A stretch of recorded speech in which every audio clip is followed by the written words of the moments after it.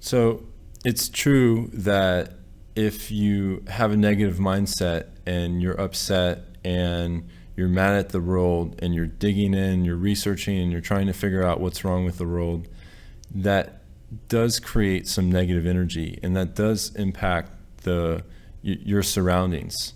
So that can be a problem if, for instance, you're researching something and you just can never get out of it, or you're emotionally attached to that research. And I think that's the case for a lot of people. Maybe when they want to learn about the wars and stuff going on, and whether it's right that we're going to wars with all the country, and if you dig into that for a while, it's depressing, it makes you feel sad, and then you have a bad day, and then everything doesn't work out. So maybe that's the experience for a lot of people, but what's different and what's important is to actually have a positive attitude about learning and uncovering that information. So you have to approach it from a way where it doesn't actually make you sad all day. It's kind of like game over if whatever you're doing makes you sad all day. You could definitely find something better to do with your time. So my approach is just to learn and to do a healthy amount, like maybe 1-2 hours a day, just researching something, and absorb that and say something positive about that research. Maybe I learned, for instance, that the banks create money out of thin air and they do whatever they want and they run the world. Well, someone might say, well, Mike, yeah, that's great, you learned that, but what are you going to do with that information? How is that information going to help you? Well, I think it actually is pretty valuable. So I could take a positive outlook and say, okay, now I realize the banks are trying to screw you. What can I do now to kind of remove myself from their subjugation, basically? If I'm their subject that they're preying on, and they're trying to get me to do things for money, which they're creating, then I could learn about it, and I could realize that, hey, maybe I don't need this money so much. Maybe the things that I want to buy are just burned into me. They're not necessary for my survival, but they're burned into our culture from a top-down level, and they make wants, and they make us behave, with an addictive consumer mindset.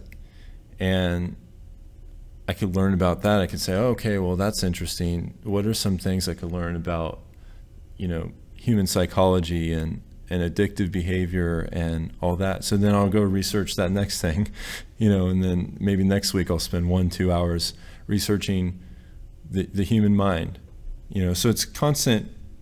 One thing's usually related to something prior, but it's not necessary for this learning process. I mean, my goal has just been, I want to wake up every day and do whatever I want that day. And I want to learn about whatever I want to learn about. It doesn't have to be like finance related, or, it doesn't have to be something where I expect a return from that learning. I'm just using that energy that I have and that momentum to absorb as much material as possible.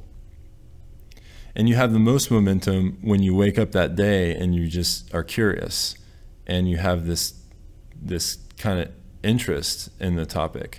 And that's the time to learn about it. Not jot down, okay, I really want to learn about money and finance and banking. Let me put that on my calendar for next week. And I'll take a class next week on money, finance, and banking. Well, that interest might be gone a week from now. So we only really live in the moment, and we're constantly changing beings, and especially the voice inside of our head, that's going miles a minute. I mean, the things I was thinking about this morning when I wake up are totally different from what I was thinking about after lunch and even now in the afternoon. So what I'm doing is I'm just harnessing this power of interest and using that to learn and have the highest retention rate possible because my interest is aligned with what I'm learning. And I don't have necessarily have a big grand plan and a roadmap saying, okay, I'm going to learn this here, and then next week I'm going to learn that. This is kind of the traditional school curriculum style of doing things. You know your roadmap for the whole next 2 years, 4 years, 8 years sometimes. And there's something about creating it as you go along, for me, that keeps it entertaining. So and I'll use a different example. I was talking to my friend about racquetball, and we'll practice doing drills, and I was showing him some drills, and I'm saying, hey, I do this, it helps with my swing, helps with this and that. And he said, great, that's good to know. And I said, well, actually, but I encourage you to make your own, do your own type of exercises, or else it's not going to be fun for you. The reason why it was fun for me and why I spent so much time learning this is because I was making it up as I went along. And he said, you know what, I was going to do that anyway, whether he told me to or not. I was going to make it up as I go along. And I said, okay, you're on the right path. So you can take that same approach towards learning, and I do. And since I've started doing that, I mean, it's been a tremendous breakthrough, and the rate that I learn things, the quality of my life in general, because I'm not grinding every day to learn something that I'm not interested in. I'm just working along with my interests, and it's really fun. It's enjoyable. And then I spend the rest of the day doing something else that I enjoy.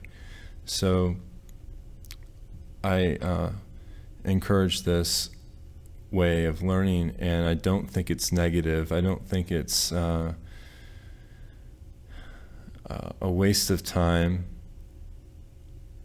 And I don't think it's going to necessarily make me not fit in or not conform with society, because I have different views. You know, I've researched so many different things, and I mean, you can go down the rabbit hole and your entire reality changes if you learn enough. I mean, everything that you do and everything that you know and everything that you think about, I believe, not from the subconscious level, but everything that your voice in your head is thinking about is coming from the environment, and it's coming from your surroundings and the material that's coming in, the media, the television, the current events, and it's not necessarily the true you. So if you can kind of quiet that down and listen and figure out what you're truly interested in, what is the true you on a daily basis, and then chasing that interest, I think that's a great breakthrough and a great start.